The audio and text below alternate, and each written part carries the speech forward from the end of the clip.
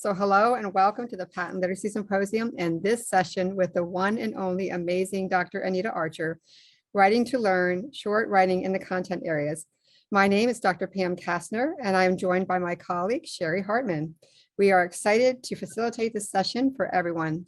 Before we start, we have a few housekeeping items to review. You can access the presenter handouts for this session, the presenter bio, and the conference schedule on the patent website and the link that has been provided in the chat. Just as a reminder, this session will be recorded and is 75 minutes in length, which includes a 15-minute question and answer period at the end.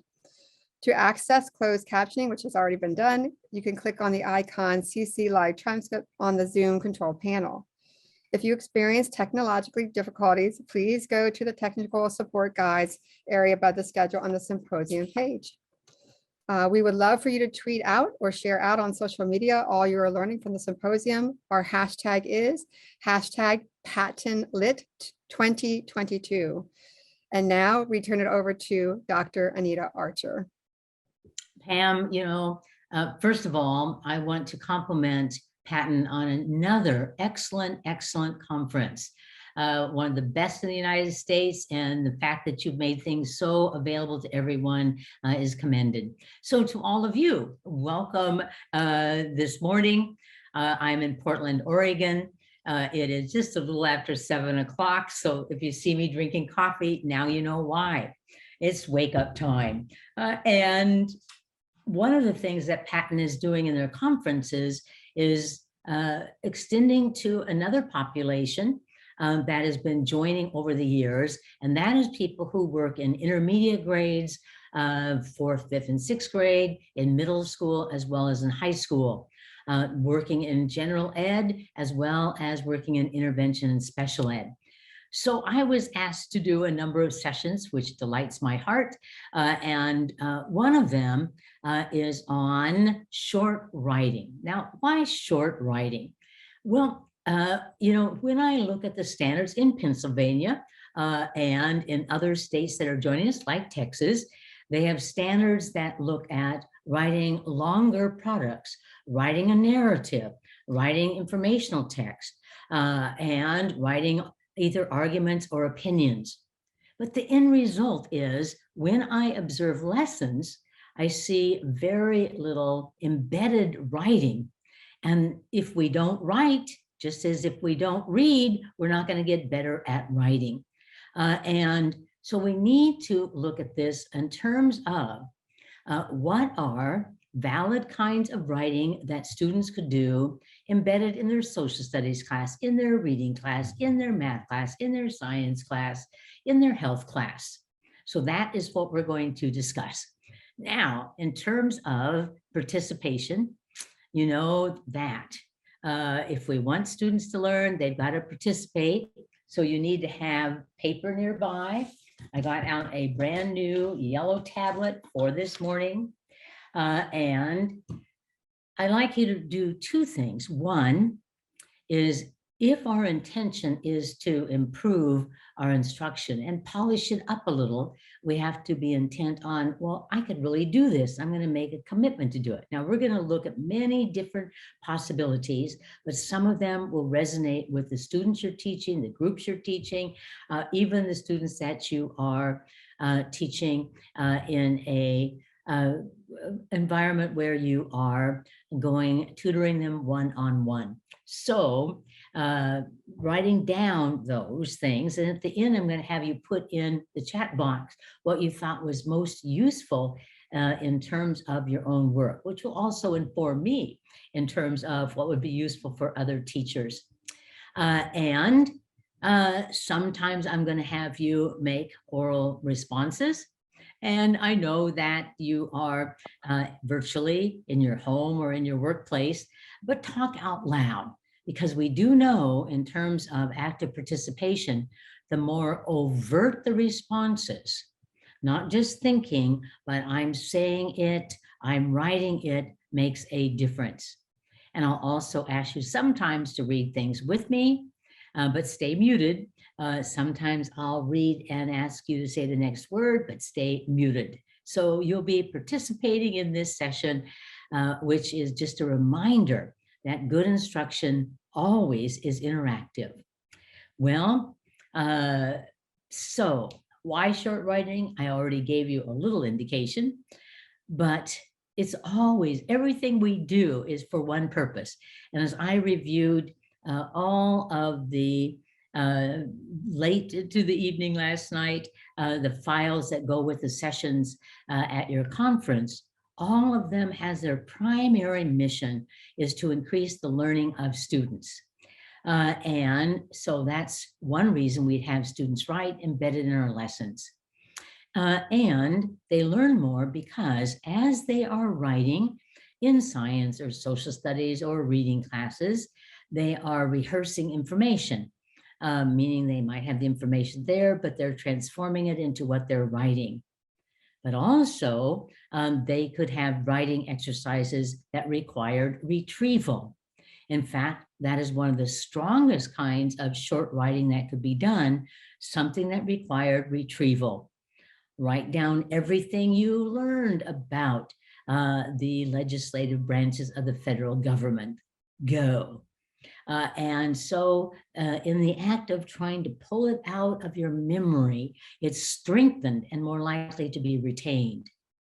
So one of the reasons we would do short writing is it would improve learning.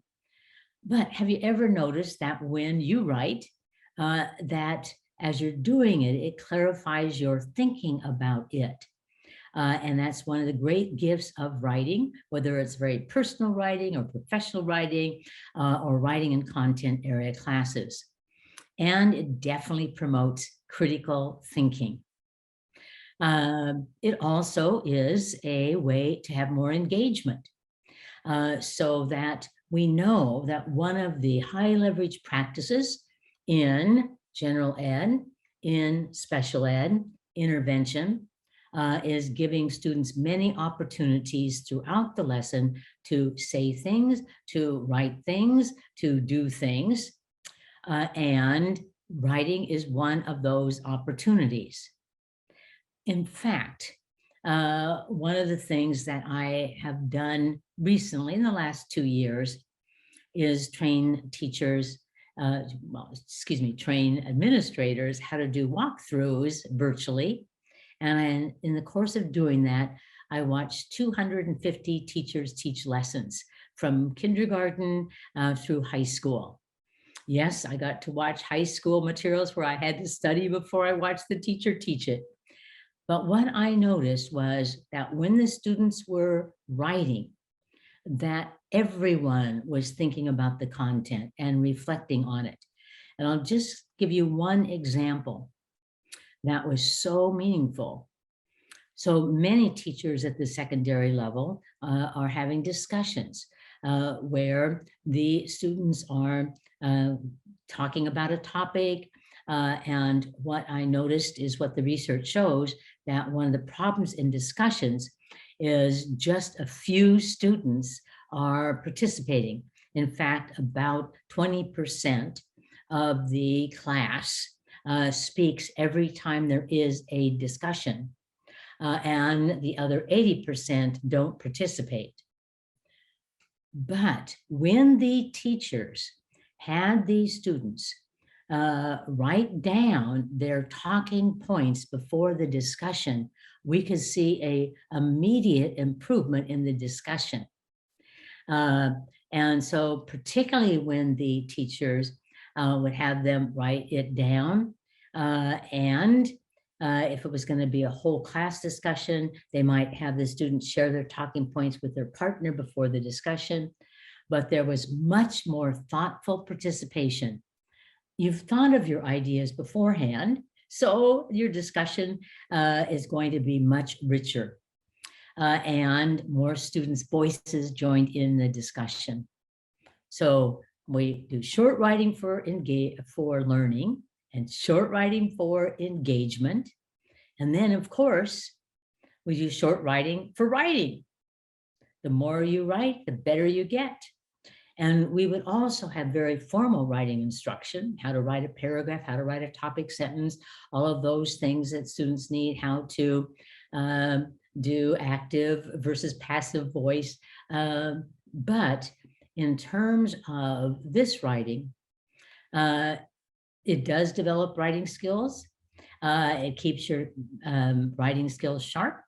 And it helps you in that domain to learn how to communicate. So if the teacher in math says, you just completed your equation, I've given you feedback, now I want you to write a list of steps that if you were showing someone else how to do it, what steps they would do.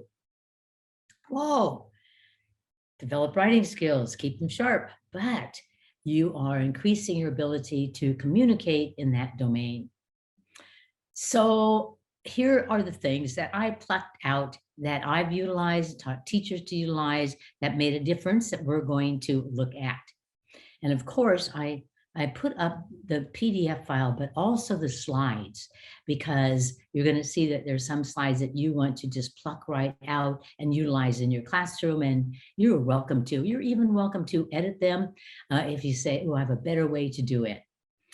So here is what we are looking at. And follow along as I read it. The following products are particularly useful in terms of writing practice, comprehension of the content they have read or heard, and content learning. And so each of them was selected because if the students did it, they'd be writing. It would entail comprehension of what they heard or said or read, and it would improve content learning. So here's a preview. And you know, previews are so helpful. When you go to watch a movie, don't you read a little bit about it beforehand so that you have a mental model?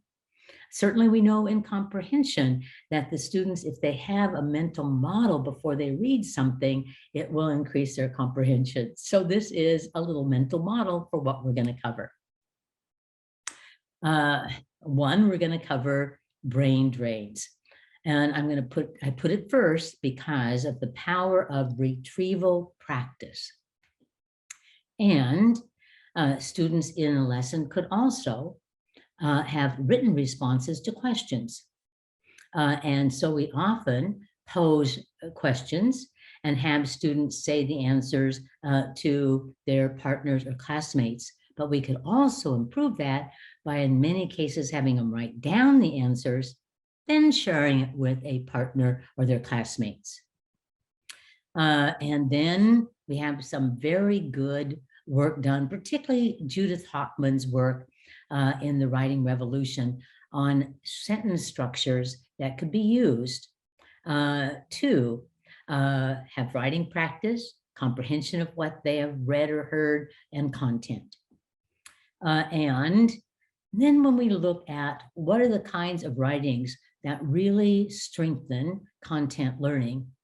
If you read particularly Steve Graham's work with Dolores Perrin, one thing that emerged was summaries, summaries, summaries. Write a summary, write a summary, write a summary, write a summary. One time I was speaking at a conference and a principal said, Anita, tell me just one thing I can do to improve writing next year, just one thing in my middle school. And then I started listening. Oh no, he said one thing. I said, write a summary, write a summary, write a summary, write a summary, write a summary, write a summary. The next time he was at the same conference, the next summer he said, God, Archer, it worked. Write a summary, write a summary, write a summary. So we'll look at ways to support writing short summaries of what has been taught or what has been read. Yesterday, I had a chance to talk about secondary good practices and having students do comparison and contrasting. And they could do that in writing. They could write an explanation, they could write an opinion, and they could write an exit ticket. So you probably wouldn't want to do all of this. What you'd want to do is say, this would really work in my class. And maybe some of you'd want to present this to your middle school teachers, to your teachers in 9th grade, about how they could infuse writing within their class. Because they don't want to have 10-page papers always they have to grade. These are writing for the purpose of learning, and they might be shared with a partner They might be turned into the teacher for completion or non-completion, but they're not something that we're going to do editing in terms of the conventions and so forth. So these are truly meant to increase learning. All right, so let's start with brain drains. Now that's the name that I've used forever, where students are going to dump everything they've learned about something, and they're going to do it from memory because it will strengthen their memory if they get immediate feedback on it in terms of the content. So here is a definition. I'm going to read when I stop, say the next word. Students write information from memory in a list or a sentence or a paragraph. Then they share with their partner, team, or class. As simple as that. So, and I'll just use an example of a lesson I taught virtually. I had the gift of teaching students about the legislative branch of our government. And we looked at both the Senate and the House of Representatives. And that day, when we came back the next day, I said, you're just going to make a list as many details as you remember about the House of Representatives. And it can be just notes. And later I had them write a paragraph summary of what they had learned, that they had to have complete sentences. But in both cases, it was a brain drain, but they got feedback. And so let's just look at examples. So here, I had been watching a teacher teach in a school where they had classes on agriculture. And the teacher had this activity up. List all the words that you can think of that relate to the term agriculture. Do not include crops, because she'd already seen that the kids would just list all the crops. You have 2 minutes. And so this is one student's list. And then they shared their list with partners. And in that case, she did something very cool. One partner read the example and the other partner checked it if they had it. If they didn't have it, they added it to their list. And then the other partner read the ones that had not been checked, and the other partner checked it. And so they had a very systematic way to give feedback. But the teacher said, I look at this and I can see some of the terminology that we have utilized, which would show that they are definitely getting a deeper understanding of agriculture. Okay, so that's a brain drain in a list. Another possibility is sentences. So these are ones I plucked out from teachers are doing. This was just about 3 weeks ago. So it was in 3rd grade. And the teacher said, we've been learning about Spanish missions. Today you're going to write everything you remember about Spanish missions. Please write in complete sentences. Low prep, high outcome, my favorite. Another example. You've been reading about the United States Senate, write 2 sentences about the Senate. Each sentence will include a fact that everyone should remember. So that was taken from another video I watched. 8th grade economics. This is a lesson I taught. We've been discussing the Panama Canal. You'll have 5 minutes to write down everything that you know about the Panama Canal, write in complete sentences. And so they do that, and they share them with a partner or team, and feedback is given by the teacher. Another 10th grade example. Well, if you want to learn about retrieval practice, this is a book I highly recommend, particularly for our intermediate and secondary teachers, because it's all about the whole idea of retrieval practice. But I just plucked out one thing I thought was very useful, because let's say that I have made a list, like on agriculture. I have written 2 sentences about a topic, with retrieval practice. I have written a longer paragraph. Well, now they're going to share with their partner or team, how could you make it more meaningful? So this is right from Powerful Teaching. You could do what that teacher did. Is there anything in common that both of you wrote down? A systematic way to find where you agree.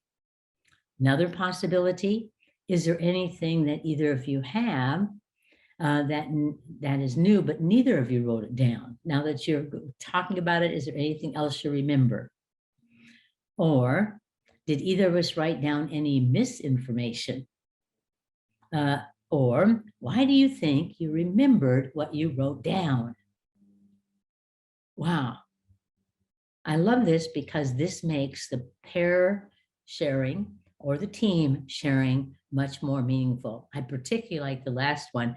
Why do you think you remembered what you wrote down?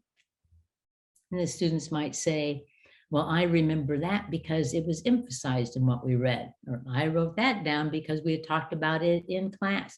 I wrote that down because I was interested that the legislative branch, the House of Representatives, had 435 members and the Senate only had 100 members. I will remember that. Retrieval practice. Getting it out of your memory is as important as putting it in your memory for long-term retention. Let me do that again. Getting it out of your memory versus me going over it and recapping it is even going to be a stronger way to ensure long-term memory. All right, students can respond to questions in writing. Now, this is something that in the writing of Rewards and Rewards Plus with my colleague, Dr. Mary Gleason, that we were particularly interested in. Because what we found was when teachers asked a question and the students said an answer or wrote the answer, there was often a few challenges. Number one, we often found that embedded in the answers that the students had not shared and utilized the academic language. And so that, let's say I ask this, have you write out this question. What are the differences between the Senate and the House of Representatives, okay? And you write down an answer and you say, well, one of the differences is the number of people in each of those congressional areas. Well, what happened to Senate and House of Representatives? You don't even have that embedded in your question. And sometimes students had answers that they would never be able to reread and use for studying. So maybe I ask a question like, how many branches are in the federal government? And your answer is, there are 3. Now that's going to be really informative later. Could be many things have 3. So we found that we needed to teach them a strategy, a simple strategy, but powerful. And one possibility is I could give you sentence starters, sentence stems to support you. Okay. Or I could teach you a strategy. So now I'm telling you, one of the things I'm trying to do is start with things that make a lot of difference, but are low prep. So you're asking a question, and we have some people here who are in intermediate grades. So one day I was reading a reading that was out of Wonders. And this was the paragraph. And afterwards I had this question: why do we celebrate Labor Day? And I had a sentence stem: we celebrate Labor Day because, and the students had to copy this and answer it. Now, what is the benefit of that sentence stem? Complete sentences using the academic vocabulary that we want them to remember, like Labor Day. And so now I'm doing this intentionally with all of our intervention programs is giving students sentence stems so we have complete sentences and academic language. So this is a paragraph from one of our interventions on Marco Polo. How did Marco Polo's father and uncle affect Marco Polo's life when he was a teen? When Marco was 18, his father and uncle affected his life by, copy this and complete it. Now, just look at the more advanced level sophistication of that sentence. So the students are just embedded into our daily action, are learning how to write more academic questions that use more formal English. Sentence stems, use them. And it could be used for verbal answers or for written answers. Now, and I wrote out the whole procedure here where you ask a question, you give them a written sentence stem, they copy it and complete it, they read it and check it out. Does the sentence make sense? Are the words spelled correctly? How many kids have the words right in front of them? I mean, I always teach the first rule about revising your spelling. Look and copy, look and copy. So you're going to use the word celebrate, check it out. And it should have a capital period and be legible. We're just sort of praying for the last one. And have them read it to their partners, and their partner could give them feedback, and then the teacher provides feedback. A little routine for sentence stems. Okay, short answer question.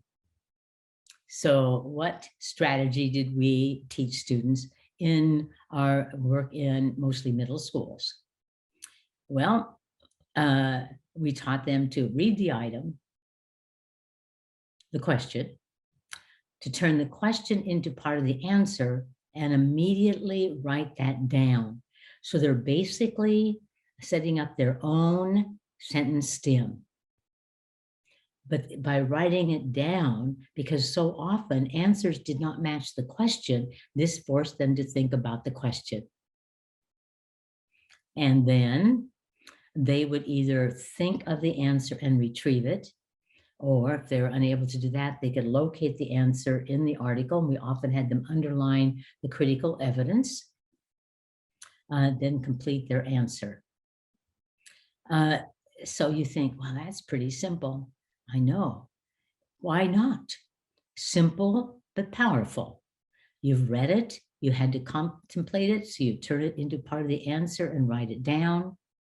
Then you either look for the answer or you retrieve the answer and you complete it. And then you reread it to be certain it makes sense. So just a quick example from lessons that I've taught over time. So one lesson, I taught this in Michigan. What is the major difference between producers and consumers in a science class? And major answer, the major difference between producers and consumers. So we'd write that down first. Then we'd retrieve the answer is that producers make their own food and consumers must eat plants and other animals for food. You say to yourself, well, this is so simple. Simple is often extraordinarily powerful. Look at the answers your students have done for written questions where the academic vocabulary was not embedded, that it wasn't a complete sentence, that they didn't even respond to the question. So think about teaching them the trick of taking the question, making their own sentence stem, turning it into part of the answer. Okay, we could have quit there. We just did these things, retrieval practice and answering written questions, yay. But let's go further. And so one of the books on writing that I would really love to have every one of you have in your library is the book by Judith Hochman and Natalie Wexler on the writing revolution. And here, the students are taught sentence patterns is one part of it. It goes into paragraphs and different kinds of essays. So it's a great resource for you and it uses explicit instruction. But the sentence part has some activities that if used consistently have the benefits that we're wanting, that they have comprehension as a goal, remembering the content, and practicing writing. Short writing often, and not just long writing seldom. Here, this one works well. So let me just present a few. And there is a reminder. I have no connection to either one of these books I've recommended. I recommend them because, woo, they're good.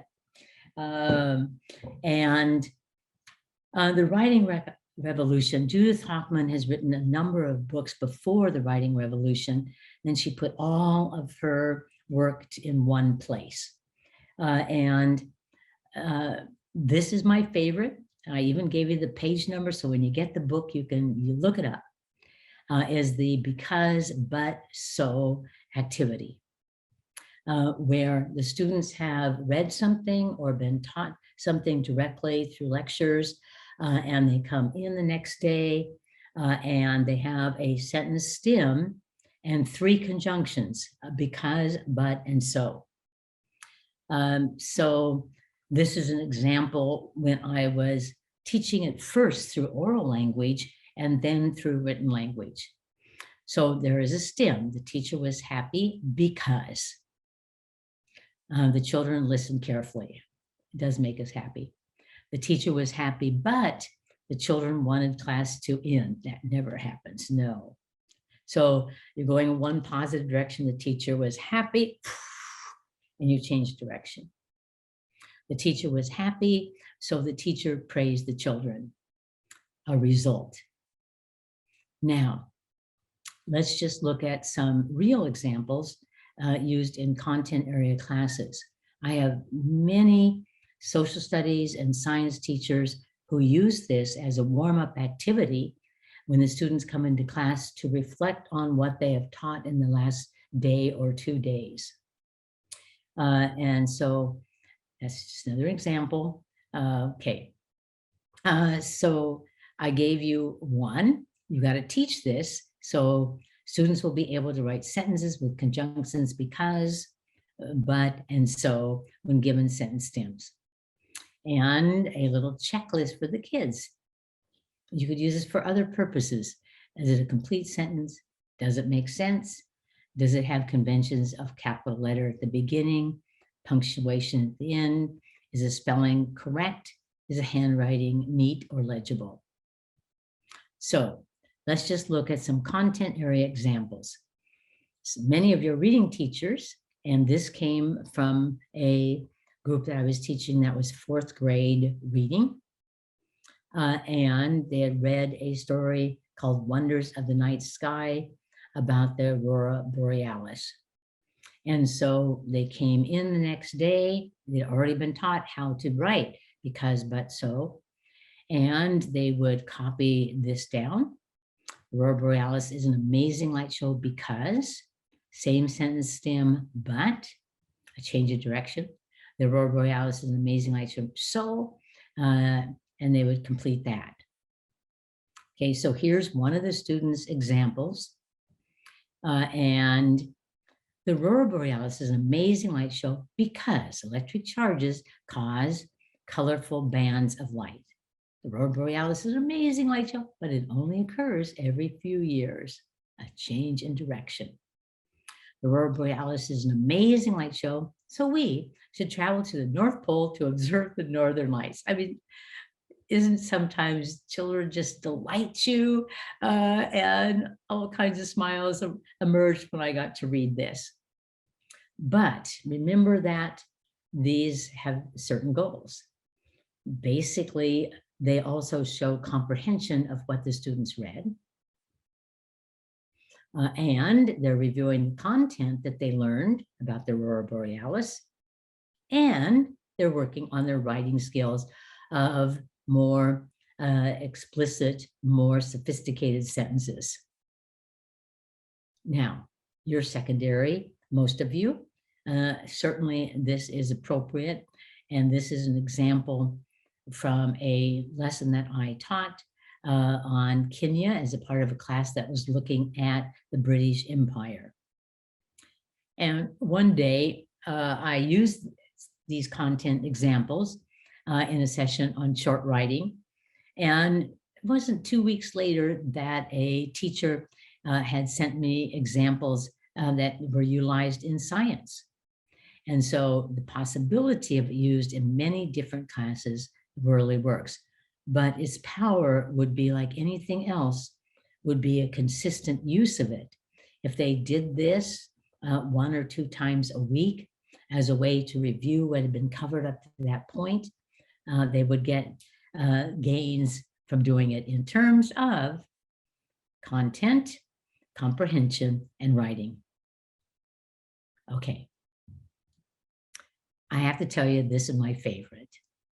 If I'm teaching kids to write in response to what they've heard or what they've read, I might teach them appositives. And that's where you insert a positive that describes a noun. Okay, so you all know appositives, but let's give you an example. New York City, comma, the largest city in the United States, comma, is a major tourist attraction. This is not just writing down speech. This is a formal way to add more information to your sentences. One of my favorite authors in the area of writing is Steve Graham. And his books on writing should be in your library, and the studies and research he has done. But I loved one interaction I had with him, and he said, Anita, this is one thing that really makes a difference. Tell students to improve their writing, add more details, add more details, add more details, add more details, add more details, add more details. And one way we can do it is with appositives. So let me share with you another example. And some of you were within my earlier session where I did background knowledge on the Panama Canal. But one of the things that I did with the students after teaching the lesson, and they had been taught about appositives, is this was on the screen, the Panama Canal, and they had to add an appositive, connects the Atlantic Ocean to the Pacific Ocean. The Panama Canal crosses Panama, and a positive. So here's one student's example. The Panama Canal, a human-made waterway, connects the Atlantic Ocean to the Pacific Ocean. The Panama Canal crosses Panama, a narrow country connecting Central America and South America. Now, wouldn't that wow you? It wows me. But again, the students are rehearsing content. They are illustrating their comprehension of what they have heard or read, and they're practicing writing. So, okay, I did it with more information as we read about the Panama Canal. And okay, I read them more. So on subsequent days, they added these appositives. But how will that help them? Well, if you look at the very good topic sentences that want to add additional information to give you a mindset of what you're going to read, they often use appositives. It is a definite skill that could be taught, that could be practiced in content area classes. Those are my favorites, but there's much more in the book to amaze you. But appositives and because but so. Now, another one that was utilized in the writing revolution, that also in the book that I wrote with Dr. Mary Gleason, Steve Isaacson on sentence refinement, we taught sentence expansion. Sentence expansion is simply adding details. So you have a sentence stem and you add details. And those details might be what, or who, or where, or when, or why, or how. So let's just look at an example from Writing Revolution. Simple sentence is up on the screen. Pyramids were built.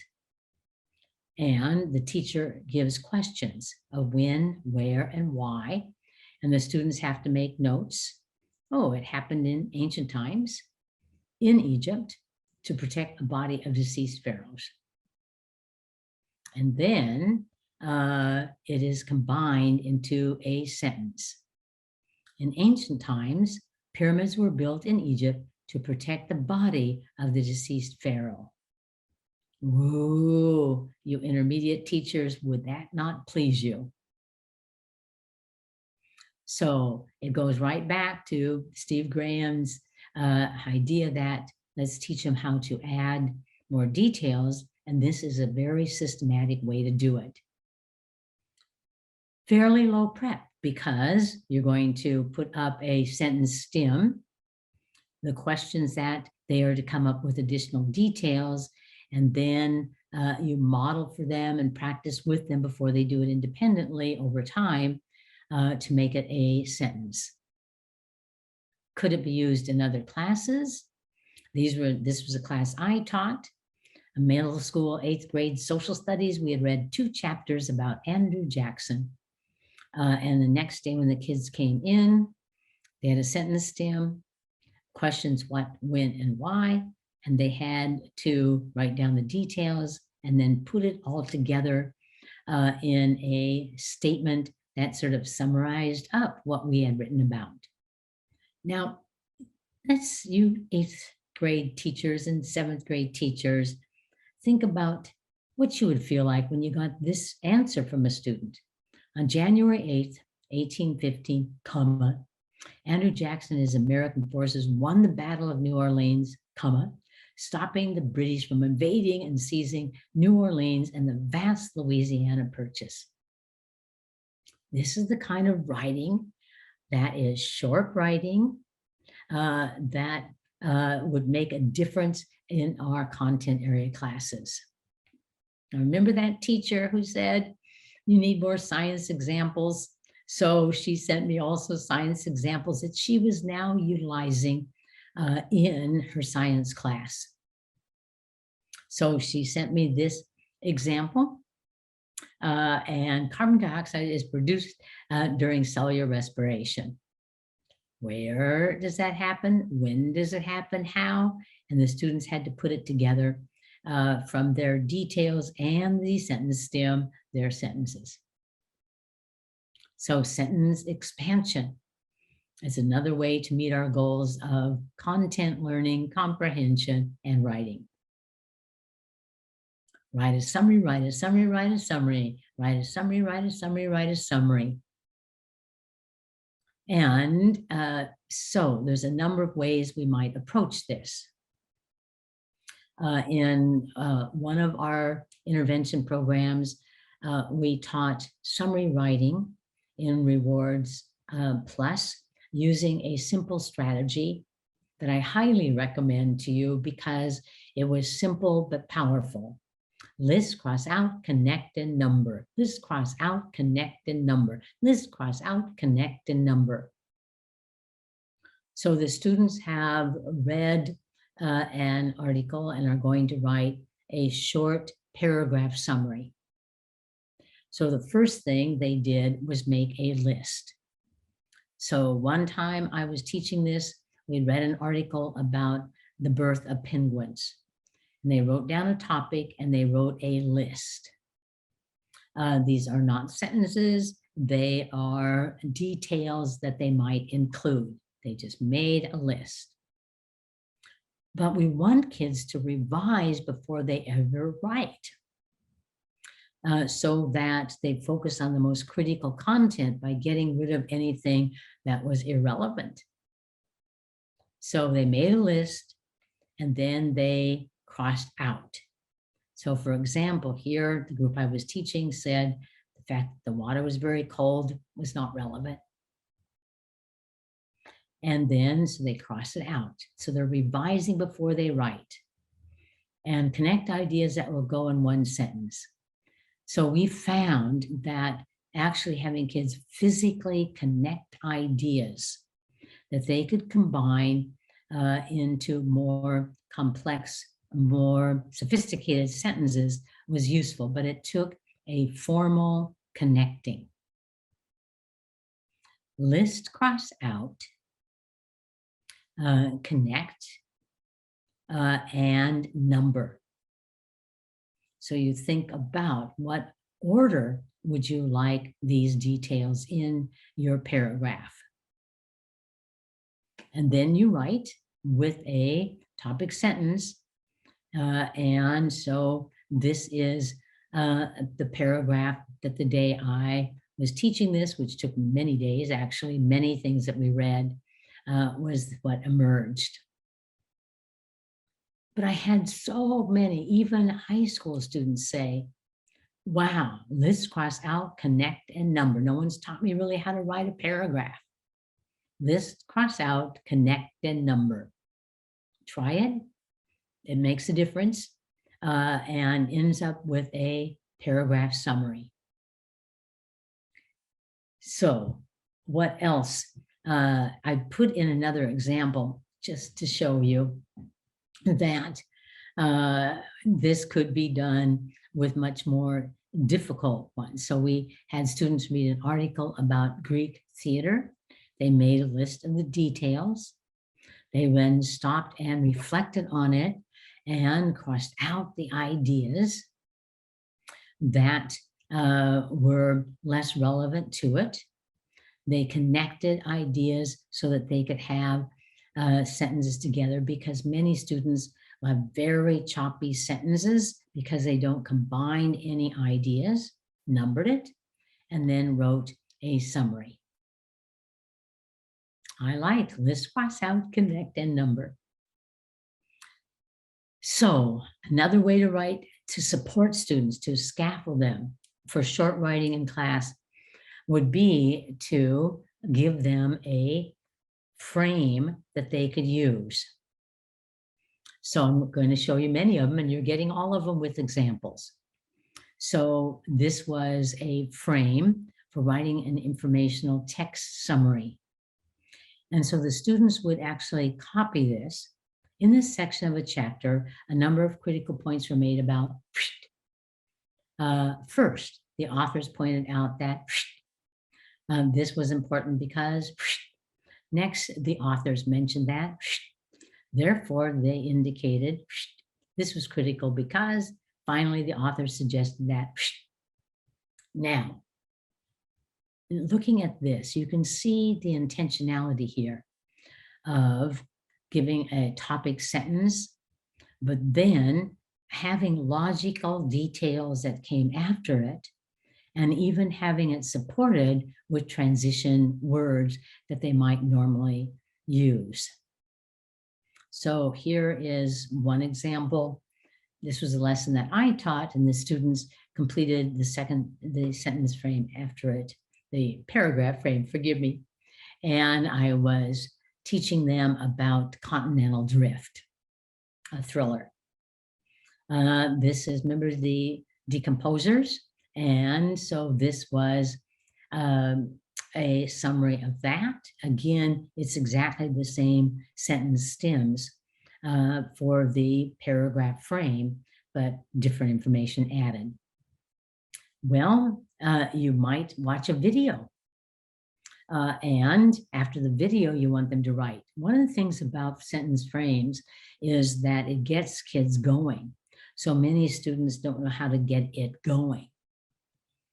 So here's an example, and I actually wrote this one myself because I was viewed with students, excuse me, a video of something that occurs just 3 blocks down the street from my house in Northwest Portland, Oregon. And that is the fall return of migrating Vox swifts. We've had up to, in the 25 years I've lived in this house, up to 50,000 of them fly through here. And they used to sleep at night in old growth forest trees, which we have fewer of. So now they've adopted tall brick chimneys in the community. And one of them's at a school right down the street. Oh, it's quite the big event in Portland, Oregon. So last week of September, first week of October, these little teeny tiny songbirds. They're the only songbirds that can't perch. They can only hang.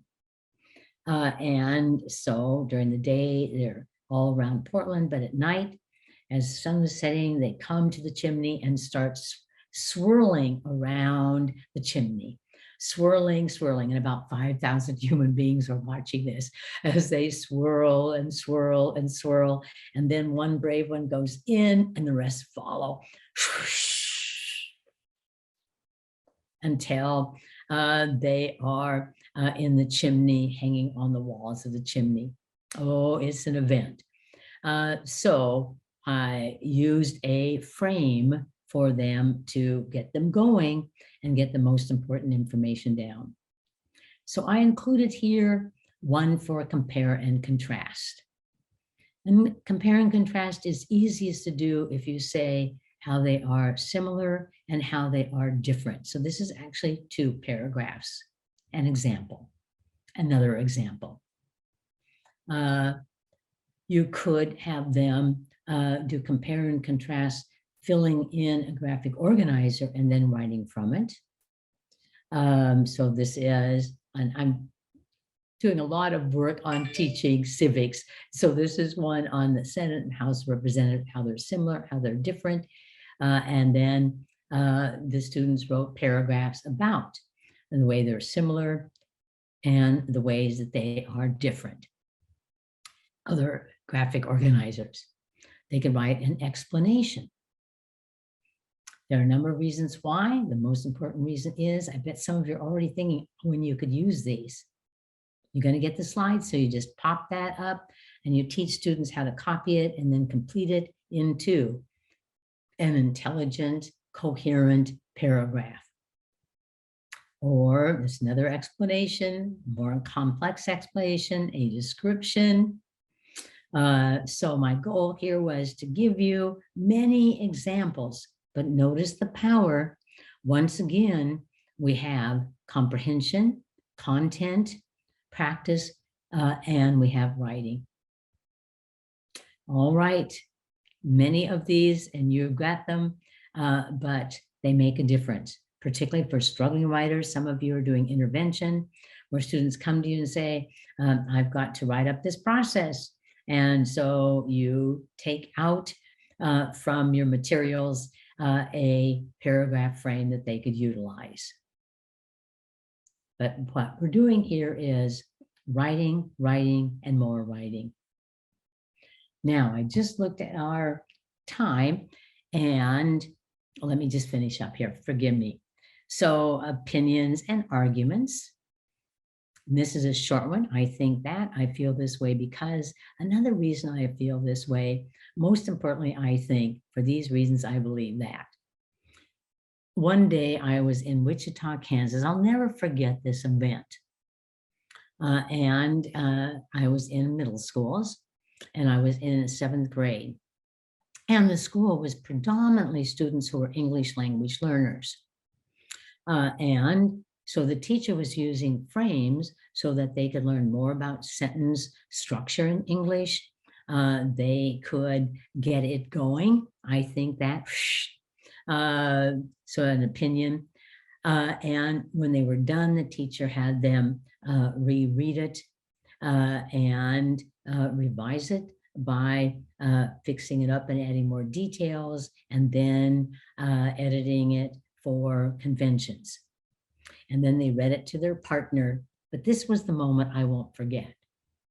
The teacher said, raise your hand if you would like me to put your opinion paragraph up on the board. Every hand in the class went up. Every hand went up. because they realized they had a coherent paragraph. They had a grown-up kind of older paragraph. That it made sense, and it made sense to their partner, and they wanted it to be displayed. So they all went up. But I'll never forget that moment because some of you are teachers supporting students that were English language learners. And this was an excellent way through this scaffolding to support them.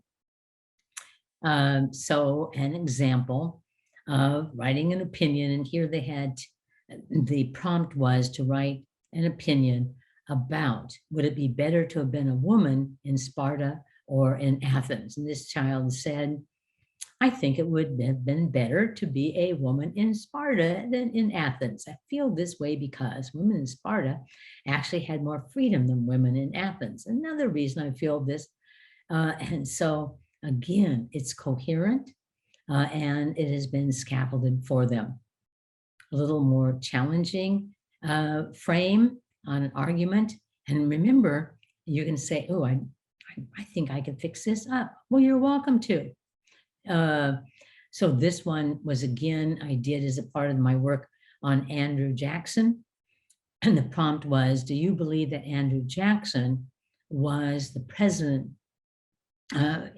for the common people? And this child disagreed. Though not everyone would agree, I want to argue that Andrew Jackson was not the president for the common man, though he was the first US president not born into a rich family. I have several reasons for arguing this point. My first reason is, this is one example from a student that showed to me how this helped their thinking skills, their structure, making it coherent. Okay, another argument. All right, so we've covered a number of things: brain drains, how to support written answers to a question using sentence stems, or that read the item, change the question into part of the answer, and either look for the answer or think about it and complete it. We looked at sentence stems, or excuse me, sentence activities from the Reading Revolution. That gave them a chance to review and rehearse their information. Because, but so, as well as being able to utilize the appositives. We looked at summaries, and list, cross out, connect a number as a strategy, and then many writing frames. My hope is that you said, yes, there's something I could utilize.